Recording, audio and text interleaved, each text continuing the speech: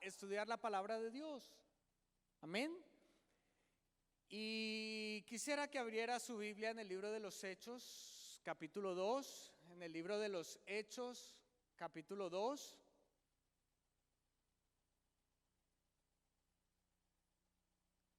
Y la tuviera allí por un momento. En la reunión dominical pasada estuvimos hablando acerca de lo que Dios quiere para nosotros este año, amén. Y nos llevamos un formato de peticiones que como iglesia realizamos.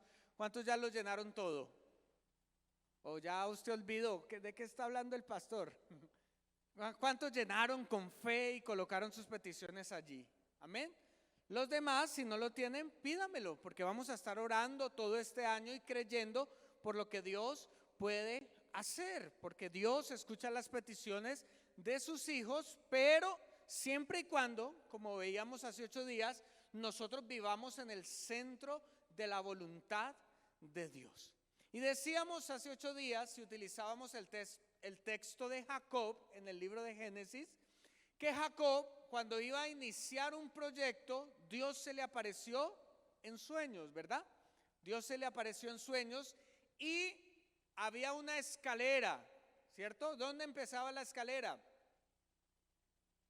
En la tierra, ¿verdad? Sus cimientos estaban en la tierra y subía ¿hasta dónde?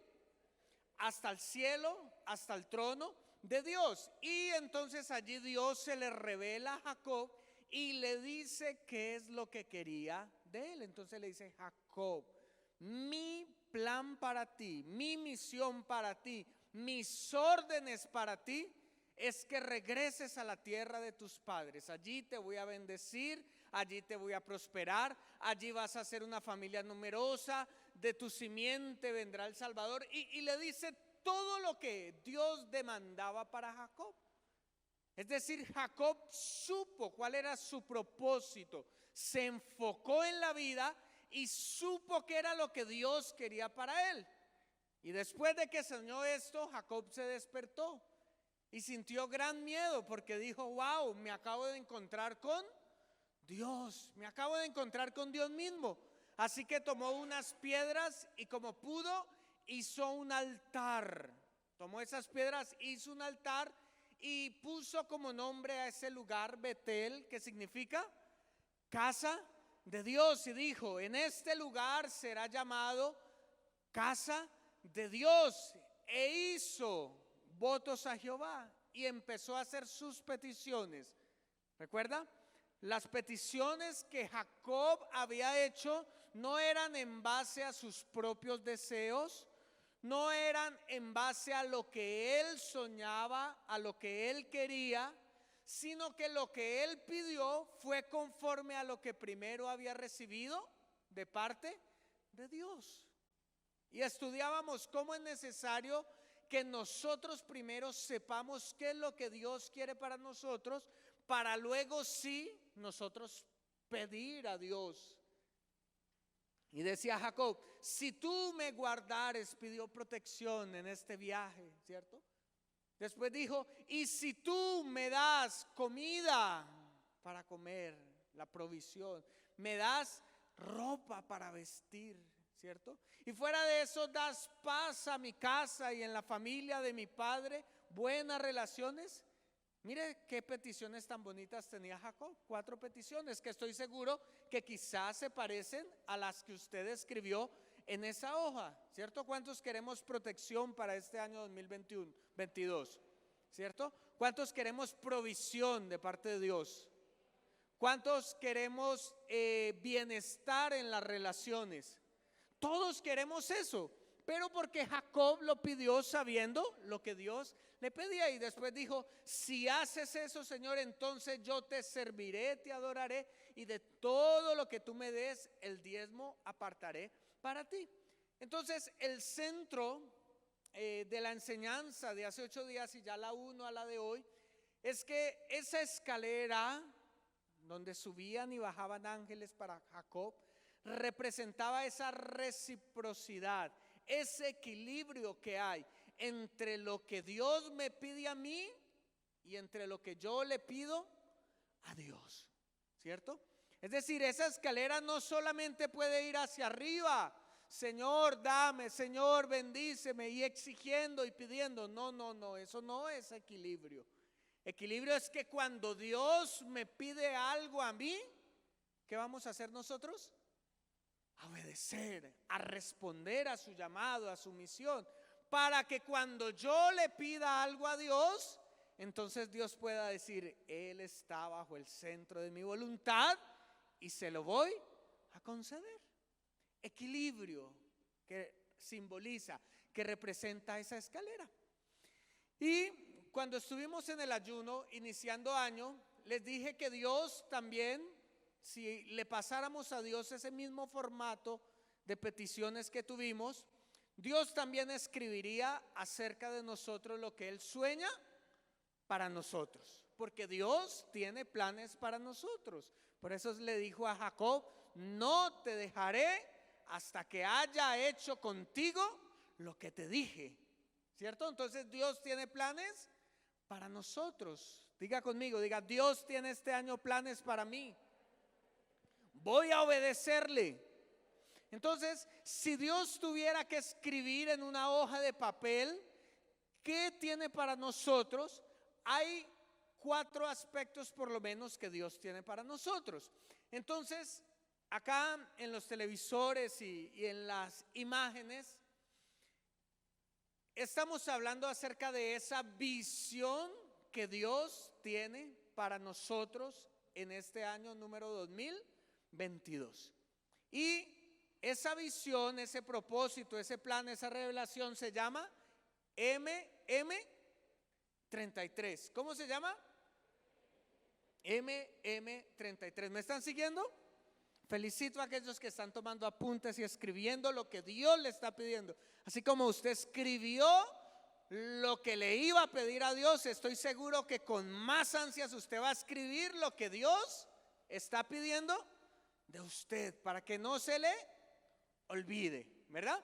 Entonces, MM33 es una estrategia, o más bien es la estrategia más grande de evangelización a nivel mundial, porque algo que hizo la pandemia fue que nos unió mucho como iglesia, porque las iglesias en pandemia tuvieron que abrirse a las redes sociales, teníamos los cultos por Facebook, por YouTube. Entonces, asimismo, las iglesias del mundo nos reunimos y todas las asambleas de Dios dijimos, hagamos algo especial para Dios.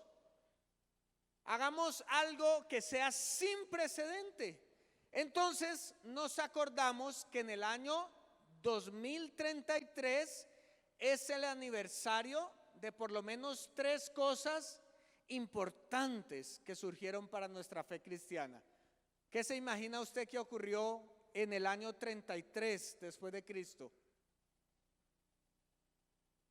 ¿No? Número 1, en el año 33 Cristo murió por tus pecados y por mis pecados. ¿Cuándo ocurrió eso? En el año 33. Vino y fue crucificado por tus pecados y nos trajo salvación. Amén. Pero no solamente ese año Cristo murió, sino que 3 días después, ¿qué hizo? Resucitó de entre los muertos. Así que en el año 2033 conmemoramos 2000 años de la resurrección de nuestro Señor Jesucristo. Pero no bastando con esos 2 grandes eventos maravillosos para nosotros y para la fe cristiana, en el año 33 después de Cristo, Jesucristo envió la promesa del Padre y en el día de Pentecostés nos dio ¿a quién? Al Espíritu Santo. 90 días después de haber resucitado, Jesucristo envió al Espíritu Santo y por primera vez tuvimos la plenitud del Espíritu Santo. Así que el año 33 fue un año importante para la humanidad, ¿verdad?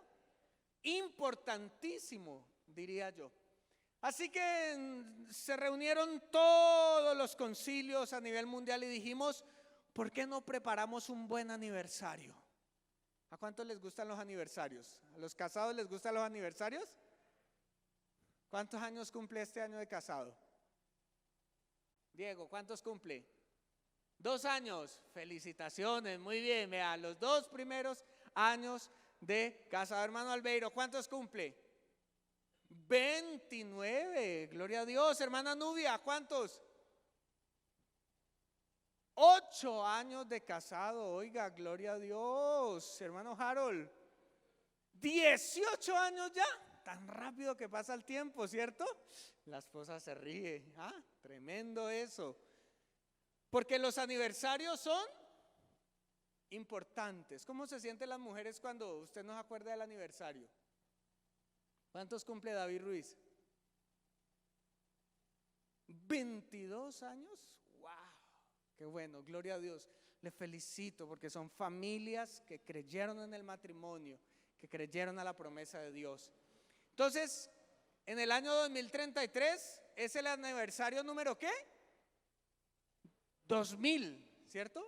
2000 aniversario de esos 3 maravillosos eventos. Y la Biblia dice en el libro de Apocalipsis 19:7, dice que usted y yo vamos a ser la esposa del Cordero, ¿cierto? Bienaventurados los que sean invitados a las bodas del Cordero, ¿cierto? Porque allá nos casaremos con el Señor y seremos, dice Apocalipsis 19, una iglesia sin mancha, una iglesia pura. Amén. ¿Cuántos son la iglesia del Señor? Todos, ¿verdad? ¿Cuántos vamos a casarnos con Él? ¿Cierto? Entonces, por ahora somos la novia de Cristo porque estamos esperando el día del matrimonio, el día que el Señor nos lleve, pero vamos a celebrarle al Señor el aniversario número 2000. Y como todo aniversario, tiene que haber un ¿qué? ¿Qué no puede faltar el día de su aniversario? Ay, pastor, no pregunte eso. Un regalo, un detalle, ¿cierto? Cualquier cosa. Un supercoco, ¿cierto?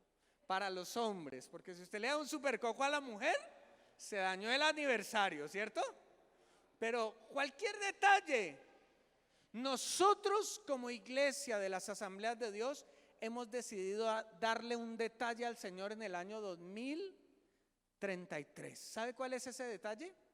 Queremos darle 1 millón de iglesias en todo el mundo. Ese va a ser el detalle que usted y yo le vamos a dar al Señor. ¿Cuántas iglesias? 1 millón. Qué bonito regalo. ¿Será que se pondrá alegre el Señor en el año 2033 con ese detallazo? Claro, y vamos a ser parte de eso. Porque en la actualidad, ¿cuántas iglesias somos?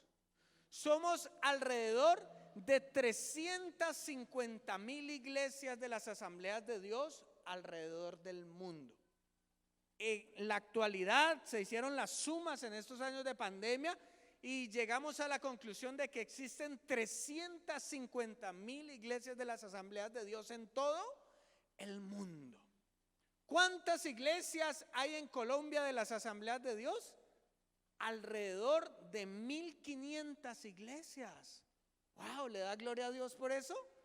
Somos un país donde tiene que extenderse el reino de los cielos por todos los municipios, aunque todavía hay municipios donde no tenemos iglesia.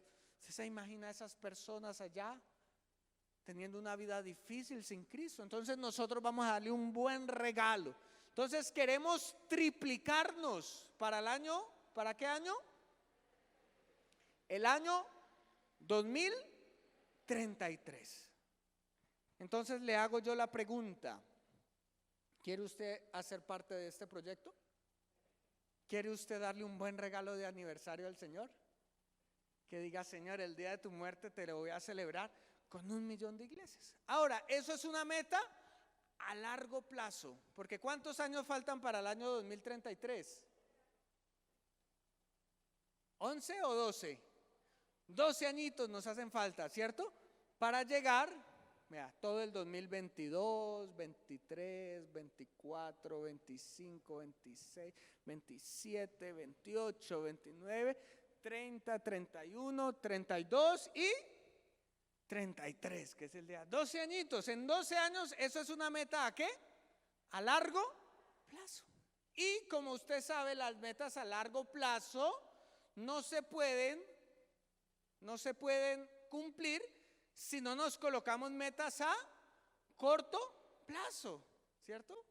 Entonces, cuando empezamos a trabajar en lo poco y somos fieles en lo poco, entonces Dios nos va a dar lo que es grande, lo que es mucho, lo que es a largo plazo. Así que Dios tiene 4 propósitos para nosotros a corto plazo y vamos a estar trabajando en ello. Si Dios escribiera en una hoja qué quiere para ti este año, escribiría 4 cosas. ¿Cuáles son esas 4 cosas? Jorge o el que me esté ayudando allí en el computador. 4 pilares, diríamos así, 4 metas a corto plazo. Bueno, la primera de ellas es que usted sea un creyente avivado. Si queremos darle ese regalazo al Señor, tiene que haber un ¿qué? Avivamiento en nuestras vidas. Así que lo primero que Dios pide para ti en este año es que seas un creyente ¿qué? Avivado por el fuego del Espíritu Santo. Amén. Número 2, si queremos cumplir esa gran meta en el año 2033, Dios te pide a ti y Dios quiere que tú seas un evangelista. ¿Un qué? Diga conmigo, evangelista. Porque hay algunos que ya se me están durmiendo y me dicen: pastor, a mí no me gustan los regalos porque a mí nunca me dieron. Yo mejor me duermo en el culto. No. Préstele atención a lo que Dios quiere para usted. Así como a usted le gusta que Dios escuche sus peticiones. Amén. Entonces Dios quiere que tú seas un evangelista, que ganes personas para Él, que muestres la transformación que Dios ha hecho en ti y lo puedas extender a otras personas. Número 3, lo que Dios quiere para ti es que plantemos nuevas iglesias, porque si vamos a llegar a 1 millón, tenemos que abrir nuevas iglesias. Para eso necesitamos servicio, porque no se trata de alquilar un local y ponerle un hermoso letrero. Necesitamos líderes, necesitamos intercesores, necesitamos maestros de niños, necesitamos ujieres, necesitamos creyentes comprometidos con la misión de Dios. ¿Dónde están esos creyentes comprometidos? ¿O en otra iglesia? Acá, amén. Y número 3, Dios quiere para ti discipulado, que seas un discípulo de Jesús. Esos son los 4 sencillos deseos, mandatos, ordenanzas que Dios tiene para ti. Sencillo. Y estoy seguro que si tú te enfocas en estas 4 áreas en este año 2022, todos aquellos deseos que hay en tu corazón, Dios puede concedértelos a ti. Pero primero recibe lo que Dios quiere para ti, para que luego tú puedas pedirle a Él. Amén. Entonces vamos a enfocarnos en esas 4 áreas este año. En que tú seas un creyente ¿qué? Avivado. Muy bien. Seas un creyente ¿qué? Evangelista. Número 3, seas un creyente de plantación, de servicio al Señor. Y número 4, seas un creyente ¿qué? Discípulo, que discipule a otras personas. Entonces, ahora sí, vamos a ir a la palabra de Dios. Ya les conté el plan, para que después usted no sepa, no diga: ay, yo no sé en qué está metida la iglesia este año. No, estamos metidos en el mayor plan de evangelismo en el mundo, que se llama MM33. Amén. Y quiero darle esta palabra hablando acerca de ese primer pilar, que es el pilar del avivamiento. Del avivamiento. ¿Cómo mantenerme avivado en el año 2022? ¿Cómo mantenerme avivado, lleno del Espíritu Santo en el año 2022? Dice el libro de los Hechos, donde le dije que buscara, capítulo 2, versículo 1 y versículo 2. ¿Está conmigo? ¿Hechos qué? Capítulo 5, no, capítulo 2. ¿Versículo qué? 1 y 2. Dice que cuando llegó el día de Pentecostés, estaban todos, ¿cómo? Unánimes, juntos. Y de repente vino del cielo un estruendo como de un viento recio que soplaba, el cual llenó toda la casa donde estaban sentados. Y se les aparecieron lenguas repartidas como de fuego, asentándose sobre cada uno de ellos. Y el versículo 4 dice: y fueron todos llenos del Espíritu Santo y comenzaron a hablar en otras lenguas según el Espíritu les daba que hablasen. Amén. Cuando el autor de este pasaje, que es Lucas, escribió unánimes juntos, ¿cierto? Porque dice el versículo 1 que estaban todos ¿qué? Unánimes juntos. Se estaba refiriendo a una iglesia. No se estaba refiriendo a personas que al azar iban pasando ese día por ese lugar. No, se estaba refiriendo a una iglesia, a un grupo de personas que se mantenían como unánimes y ¿qué? Y juntos.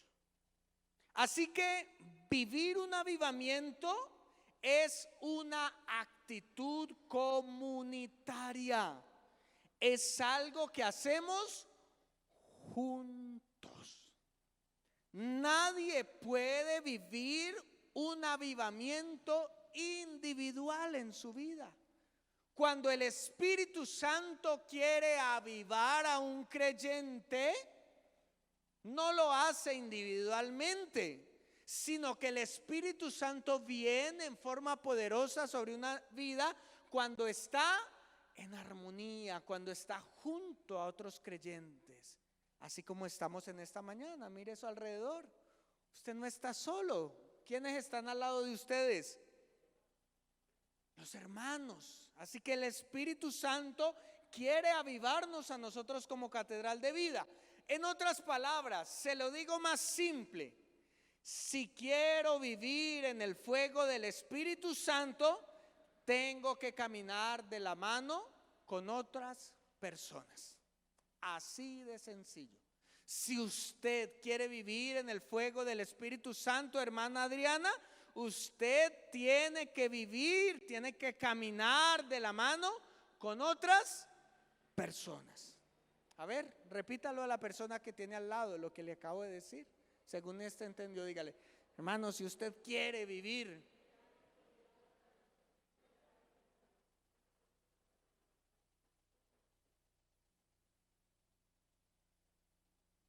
ay, algunos no dijeron, están solitos, pobrecitos. A ver, a otra persona dígale: si quieres vivir en el Espíritu Santo, dile, tienes que caminar de la mano conmigo, tienes que caminar con otras personas, Laura, aunque usted no lo crea. Solos no podemos generar un avivamiento. El Espíritu Santo no habita solamente en un único creyente. Por lo contrario, Él vive en la iglesia.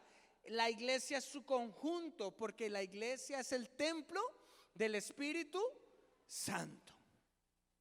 Amén. Entonces, si tú quieres cumplir en este año la meta de Dios para ti de ser un creyente avivado, tienes que empezar a vivir en colectividad, a estar interesado en los hermanos de la iglesia. De otra manera, no vas a poder cumplir las metas. Amén. Entonces, voy a pedir que me quiten la diapositiva. Solo había pedido 2 porque ya algunos se me distrajeron allí en las diapositivas. Después las seguimos estudiando. Quiero que me acompañe al libro, por favor, de Santiago, capítulo 5, versículo 16. ¿Por qué un avivamiento se hace de manera colectiva y no de manera individual?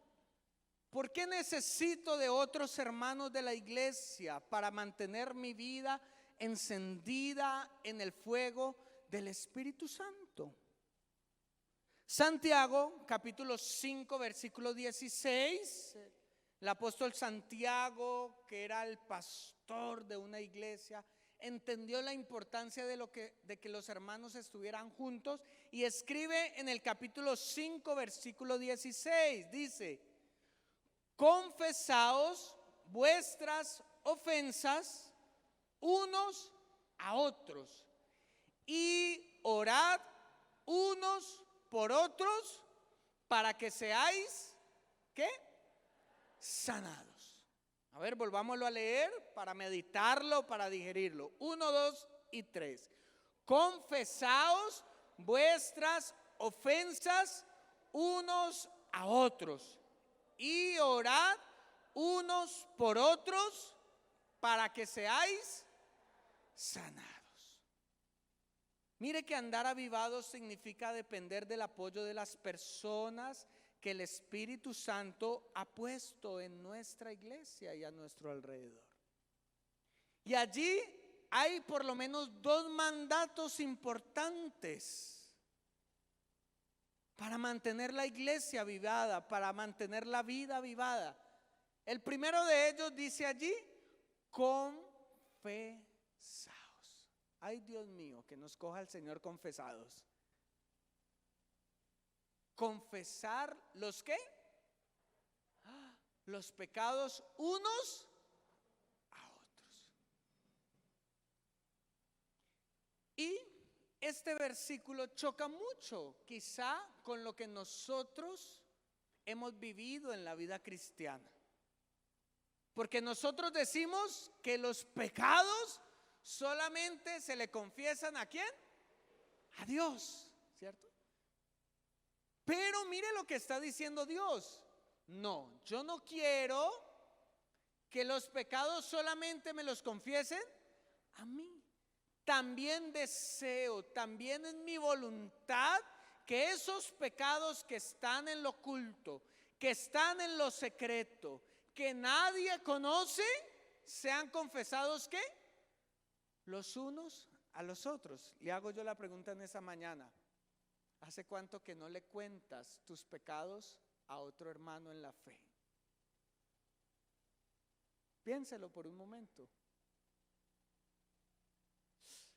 Porque ¿qué decimos cuando se trata de confesar nuestros pecados? Uy, como Dios es Dios, solamente me escucha Él y nadie se va a enterar. Porque ¿qué ya le voy a contar yo a un hermano que le estoy siendo infiel a mi esposa? ¿Qué le voy a contar yo a mi hermano que estoy robando en el trabajo? A Dios, porque Dios sí come callado, mientras que qué tal que mi hermano. Pero no, Dios quiere que nosotros aprendamos a apoyarnos en nuestras debilidades los unos con los otros. Y esto es lo bonito. Nosotros nos quejamos mucho de la tradición católica, ¿cierto? Porque la tradición católica frente a la confesión se basa sobre esto. ¿Cuántos fueron buenos católicos e iban a confesarse?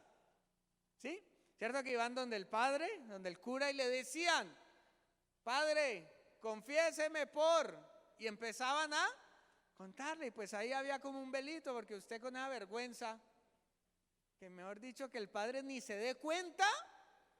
¿Quién fue el que habló ahí? Uy, perdóneme, padre, porque me robé las limonas que tenía que traer hoy. Mejor que ni me pille quién fue, ¿cierto? Pero no, mire, el Señor nos está mandando a hacerlo cara a cara, frente a frente, los unos con los otros. Y cuando nosotros estudiamos la iglesia del primer siglo, lo que leímos allí en Hechos capítulo 2, versículo 1 y 2, que fueron llenos del Espíritu Santo, vino un avivamiento tan tremendo sobre la iglesia a tal punto que la santidad tenía que mantenerse dentro de los hermanos. Así que dicen los escritores del primer siglo, los hermanos que escribieron acerca de la comunidad cristiana de los primeros 4 siglos, dice que era tal el grado de santidad que si algún hermano pecaba, escúcheme bien, si algún hermano cometía cualquier error, había una parte en el culto donde el que estaba presidiendo, el que estaba dirigiendo decía: hermanos, vamos ahora a escuchar a los hermanos que pecaron esta semana. Entonces se paraba, guiado por el Espíritu Santo, y dice: hermanos, yo tengo que confesarles que yo esta semana tuve un mal pensamiento, adulteré en la mente. Y delante de toda la iglesia confesaban los pecados, confesaban los pecados. Entonces entre todos los hermanos escuchaban, decían: hermano, te perdonamos por esa ofenda, queremos orar por ti, queremos estar pendiente para que tú no vuelvas a caer en homicidio, en adulterio, en borrachera, porque todos los pecados los conocía ¿qué? Toda la iglesia. Parecido a la iglesia de hoy, ¿cierto? Que uno se viene a enterar de los pecados de los hermanos cuando queda embarazada, cuando lo encontramos con las fiestas allá con el poncho y el sombrero. Uy, luego este no era hermano de la iglesia. Claro, nos olvidamos de confesarnos los ¿qué? Entonces había un avivamiento tan hermoso en la iglesia que una parte del culto era para confesar los pecados. ¿Quiere que hagamos el ejercicio hoy en la mañana? Y yo paso el micrófono para que usted confiese sus pecados. Ahí sí no. Pero necesitamos ser avivados por el Espíritu Santo para vivir en santidad. No para juzgarnos, sino para ayudarnos, ¿cierto? Entonces, después de que el hermano confesaba el pecado, escúcheme bien, después de que el hermano confesaba el pecado: vea, yo hice esto. Entonces los hermanos se ponían de acuerdo y le decían: hermano, vas a entrar en un periodo de disciplina, ¿cierto? Porque cuando uno falla a Dios y uno es un líder, uno es una persona que sirve en la iglesia, necesita entrar en un tiempo de ¿qué? De disciplina, de restauración. Entonces le decían: hermano, usted va a tener 3 años de disciplina. Esto no me lo estoy inventando yo, lo escribieron acerca de cómo vivían los hermanos en la iglesia del primer al 4 siglo. Le decía: hermano, usted va a tener 3 años de disciplina. Entonces le decía: el primer año usted no va a poder entrar al salón, acá donde se reúnen los santos, sino que usted va a recibir el culto desde afuera, porque usted ha pecado, usted deshonró el nombre del Señor, ¿cierto? Claro, va a venir al culto, pero queremos que a usted le duela haber pecado, que usted aprenda de lo que hizo. Entonces, ¿qué decía el hermano? Claro que sí, yo quiero ser parte de la iglesia, yo quiero encontrar la santidad. Al segundo año ya usted va a poder entrar, pero usted no va a poder participar del culto. Es decir, si alguien dice, alguien tiene un testimonio, usted no va a poder dar el testimonio porque estás ¿en qué? En disciplina, ¿cierto? Y al tercer año, si tú has cambiado, si has mostrado frutos de arrepentimiento, entonces ahora sí vas a poder volver a hacer las actividades normales del culto. Y cuando terminaban el culto, los hermanos iban, lo abrazaban, lo animaban, le decían: hermano, aunque fallaste, vamos a salir adelante, voy a estar orando por ti, necesitas ayuda, necesitas un consejo, si necesitas oración. Eso era lo que ocurría en una iglesia avivada. Hago la pregunta: ¿se parece a lo que vivimos hoy en día? Hoy en día, si un hermano de la iglesia peca y el pastor le llama la atención, ¿qué pasa?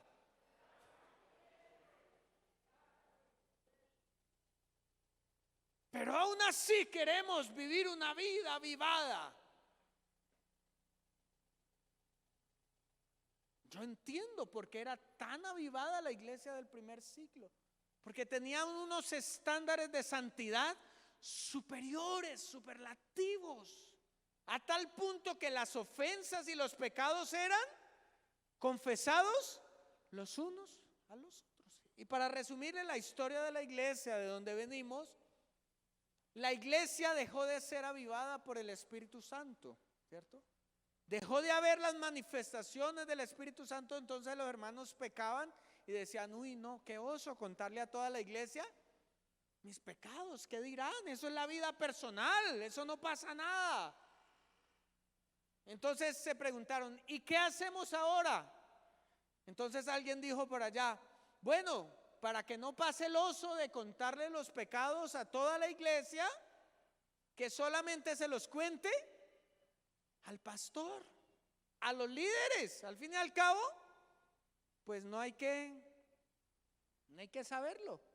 Entonces los hermanos ya no dentro del culto contaban y confesaban sus pecados, sino que iban donde los líderes, donde los pastores. De allí es donde nace la tradición de el confesatorio, porque la iglesia católica por lo menos siguió confesando los pecados unos a los otros. ¿Y nosotros qué hicimos? Los pecados solo se los confesamos a Dios. Y eso no debe ser así. Si tú quieres vivir una vida avivada, el Espíritu Santo exige de ti que tú vivas una vida de santidad.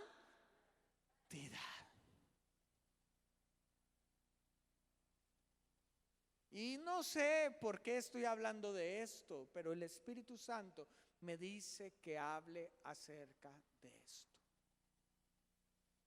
No deben haber pecados ocultos dentro de los hermanos de la iglesia. Diga amén. Díganle al que tiene al lado, dígale, no debe haber pecados ocultos entre nosotros. Tenemos que ayudarnos.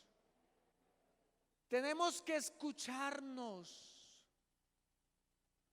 Finalizando el año pasado, así sucedió. Una hermana de la iglesia vino, pastor, ya no puedo aguantar más. Hice esto, y a mí me sorprendió. Yo le dije, ¿por qué me cuentas eso que es tan íntimo?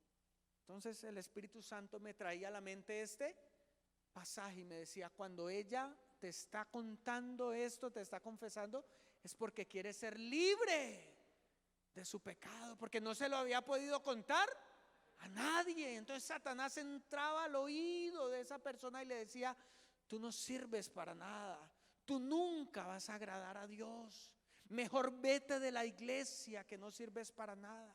Y mientras eso se mantuvo en lo oculto, me decía ella, pastor, yo lloraba por las noches y yo intentaba orar y yo intentaba volver a acercarme al Señor, pero venía el acusador ante mí y me decía, no sirves, ya no, ¿para qué buscas a Dios si le fallaste? Entonces tomé la decisión, y aquí es donde yo digo, eso solamente lo hace el Espíritu Santo en uno, de venir a contárselo a usted, pastor. Y después de que me lo contó, nos abrazamos, lloramos juntos. Le dije, todo eso que estás escuchando es mentira, porque la Biblia dice que puedes pecar, pero que tienes un abogado delante del Padre que se llama Jesucristo, que es el justo, y que cualquier pecado que se cometa dentro de la iglesia, Cristo tiene el poder de perdonarlo.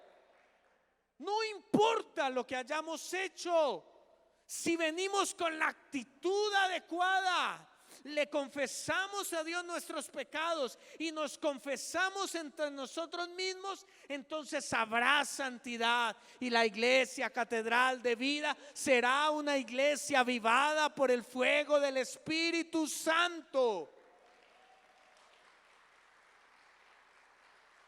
Y allí vamos en el proceso. Entonces le dije, sigamos hablando, quiero preguntarte cómo vas, quiero ayudarte, quiero que cuando te sientas mal me hables y yo poder orar por ti. De eso se trata, confesar los pecados los unos a los otros. Así que nosotros debemos tener en nuestra vida personas que puedan escuchar nuestros pecados. Y la invitación en esta mañana es que tú pienses si en tu vida hay una persona que tú le puedes contar esas intimidades que son tan personales, para que Él te escuche, para que ore por ti y para que seas sanado. Porque si tú vives una vida solitaria, entonces nunca vas a ser un creyente avivado. Piensa por un momento, y si la respuesta es no, pastor, yo vivo solo la vida cristiana, que solo Dios escuche mis pecados, te felicito, pero quiero enseñarte con la palabra de Dios que hay otro camino que dice: confiésese en los pecados los unos a los otros y oren los unos a los otros para que sean sanos. ¿Cómo estás tú, santidad? Quiero invitarte allí donde estás a que inclines tu rostro por un momento. Y si en esta mañana el Señor te ha exhortado en algo, el Espíritu Santo ha hablado a tu corazón, es hora de que respondas con una oración. ¿Estás viviendo una vida avivada? ¿Estás contándole tus errores a alguien que te ayude a superarlos? ¿O estás viviendo esas batallas en la soledad? Estás viviendo esos pecados que nadie conoce sino solamente Dios. Lo estás viviendo aislado. Hoy el Espíritu Santo vuelve y te toma, mujer. Hoy el Espíritu Santo vuelve y te sella, hombre que me estás escuchando, y te dice: quiero santificarte, siempre y cuando decidas vivir acompañado. Irabacandarabacaye, Sitarabacandarabacaye. Espíritu Santo, empieza a ministrar a tu iglesia en este momento. Urivikendarabacaye. ¿Por qué no aprovechamos y confesamos nuestros pecados delante de Dios? Dile a Dios en esta mañana en lo que le has fallado. Dile al Señor, o recuérdale, porque Él ya lo sabe, cuál es tu lucha. ¿Qué es aquello en lo que recaes, en lo que constantemente el acusador viene y te dice: estás mal, no vuelvas? Irebekendarabakaya, Uribikendarabakaya, Urabakandarabakaya.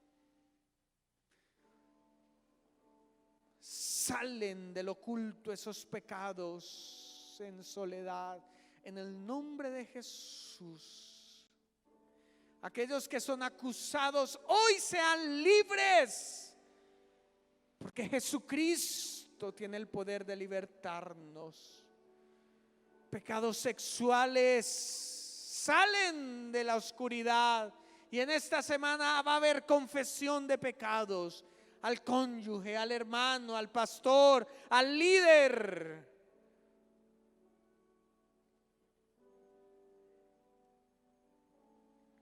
Ahora le invito a que se coloque sobre sus pies. Y la palabra de Dios dice: confesaos vuestras ofensas los unos a los otros y orad los unos por los otros para que seáis sanos. Yo quiero que usted sea guiado por el Espíritu Santo en esta mañana y busque a alguien para orar, busque a alguien para imponer sus manos, para abrazar. Voy a pedirle a los líderes de la iglesia que ministremos la presencia de Dios en esta mañana. El Espíritu de Dios se está moviendo. Salga de allí y ore por una persona. Vamos, hermano, usted está quieto, lo veo como en una actitud apática. Coloque las manos sobre alguien, el Espíritu Santo le guiará, y ore por esa persona. Ore por esa necesidad. Ojalá no sea el que tiene al lado, porque seguramente será su esposo, su familiar. No, oren los unos por los otros para que sean sanos. Irabakanda, rabakaya, terabakanda. Iribikenda, rabakaya, tarabakanda. Uribikenda, sanidad en el nombre de Jesús en esta mañana, en el nombre de Jesús.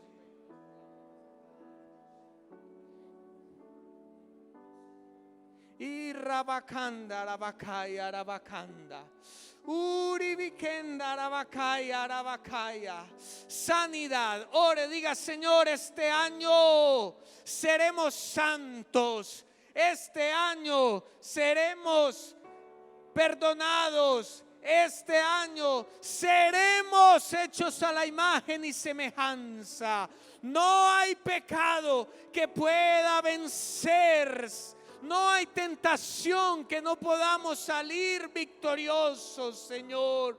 Padre Santo, tu sangre puede perdonar cualquier pecado, Dios. Cualquier inmoralidad fue expuesta en la cruz del Calvario. Y hoy oro por libertad para mi hermano, Señor. Cualquier acusación que venga a su mente sea callada, porque hay alguien que murió en la cruz del Calvario por cada uno de nosotros. Gracias, Padre Santo. Gracias, porque habrá sanidad en esta mañana. Se sanará el alma, se sanará el cuerpo, Señor. Y si alguien hubiese cometido pecado, entonces será perdonado, porque la oración de fe salvará al enfermo. Muchas gracias, Señor. No seguiremos viviendo en soledad la vida cristiana. No seremos creyentes solitarios, sino que por lo contrario, Dios, seremos guiados como iglesia por el Espíritu Santo. Aleluya. Amén.